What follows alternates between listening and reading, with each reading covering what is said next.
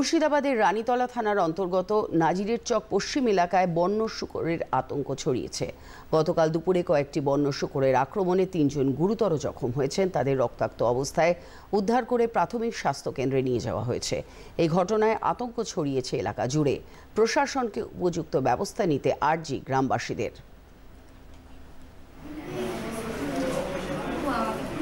ওদিখানে ছাদটা ছেলেতে তাড়া দিয়েছে। আমি ভয়ে জ্বালাই অনবুলে ওর বাড়িতে ঢুকতে যাচ্ছি, পাটকুটিতে বাঁধা পড়ে গেছে আর হাত কানকে মুখে হাত ভরি কামড়িয়ে নিয়ে দিত। একটাই কামড়িয়ে নিয়েছে।